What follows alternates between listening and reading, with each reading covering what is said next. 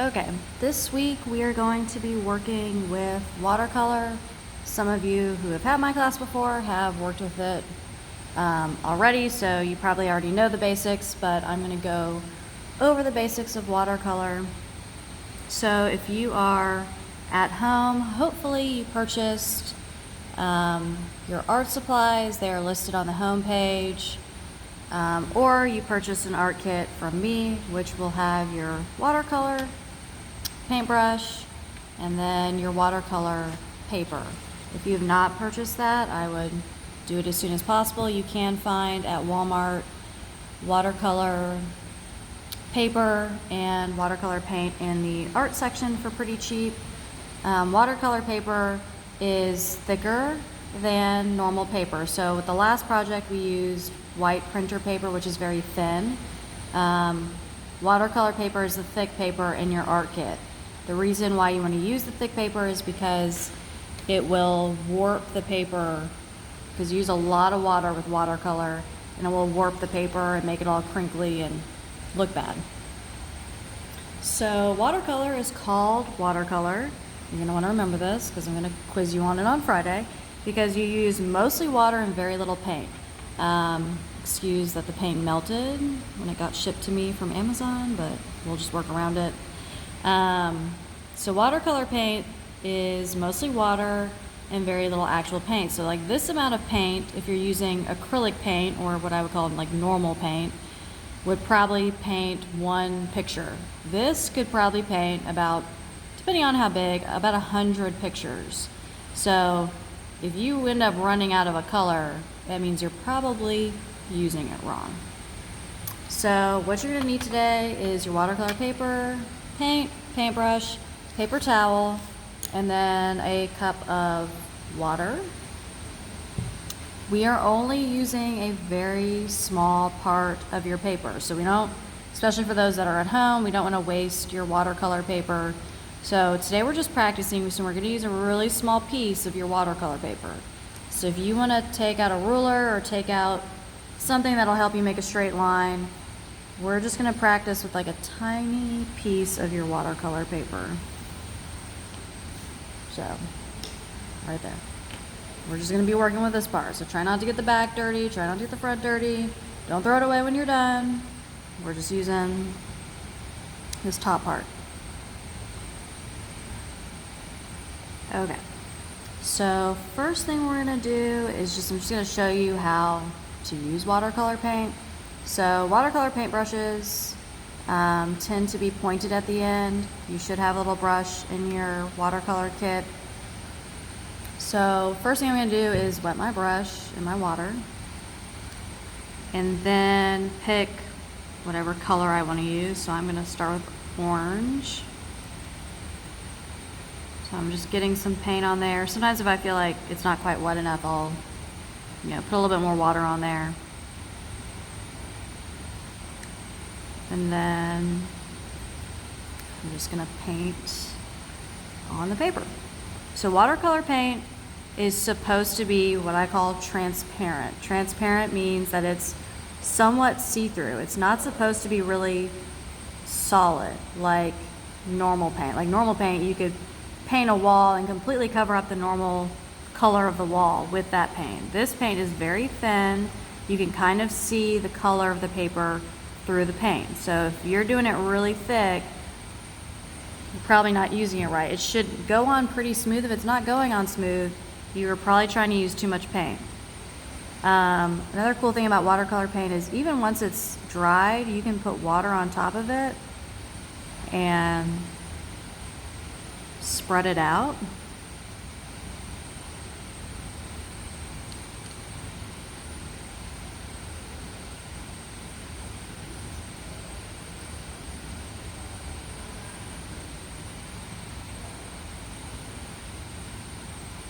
And you can also color mix right on top. So if you're like, okay, I like this color orange, but I kind of want a yellowish orange. So, wet your brush, get some yellow, and then you can go right on top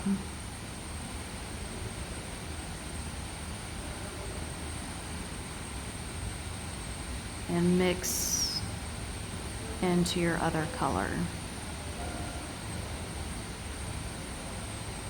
Or maybe you're trying to shade and make an area darker.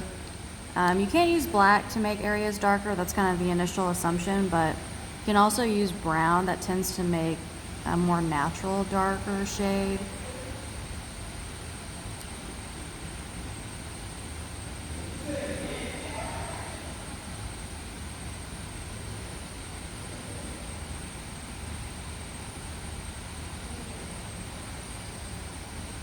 You don't want to rub too aggressively on the paper or like get it too wet or continue to go over it too many times, because eventually it can cause the paper to peel. So you can play around with it to a certain extent, but just, don't go too overboard with it. Okay, so there's a few different techniques you can use with watercolor paint. So first one, is wet on wet. So this is where you get your paper wet. Wait, I'm gonna move my cup so you can see. You get your paper wet, so with a clean brush.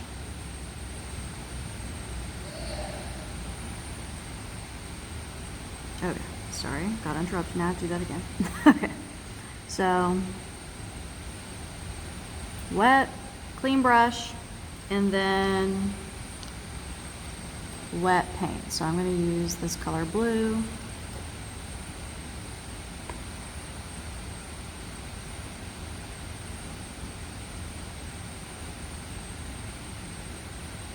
So this is a great technique for doing a sky with clouds. You can, if you make a mistake, you can take a paper towel, and as long as it's still wet, you can dab it to get the color up.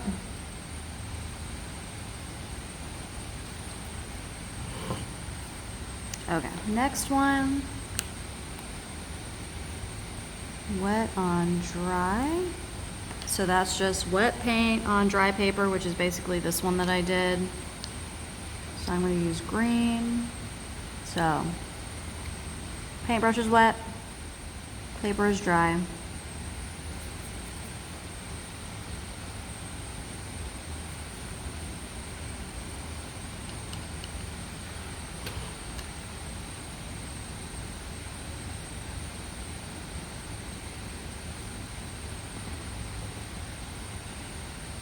Okay, next one.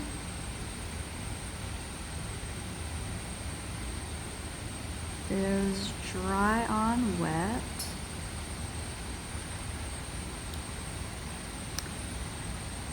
Okay, so this is wet paper with a clean brush.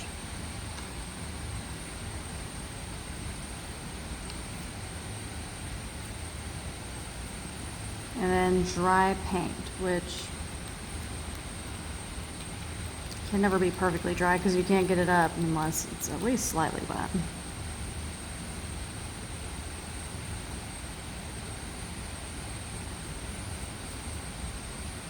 Okay, last one, which is not common to do with watercolor paint, but there are circumstances where you would use a dry brush in dry paint. Well, not completely dry, but mostly dry. This makes it incredibly dark. Well, I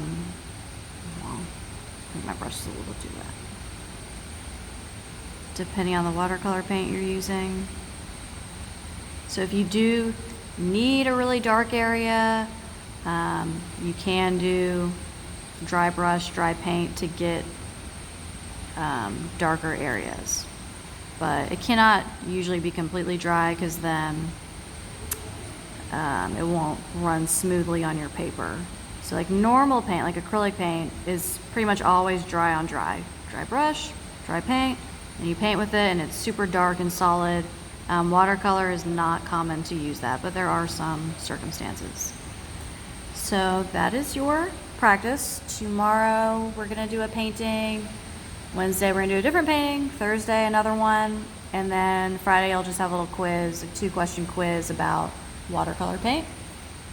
When you're done with your stuff, If you're at home, do not throw your practice piece away because you're going to be using this, the rest of this, and the back side the rest of this week. So you want to conserve paper. If you're at school, I don't mind if you throw your practice away. Make sure you take a picture of it and submit it in your assignment. If you're at home and, well, if you're in class, rinse your brush off. Make sure there's no paint left in it. Dump your water cup out, fill it back up. And that is it as far as cleanup. That's one nice thing about watercolor. It's not too terribly messy.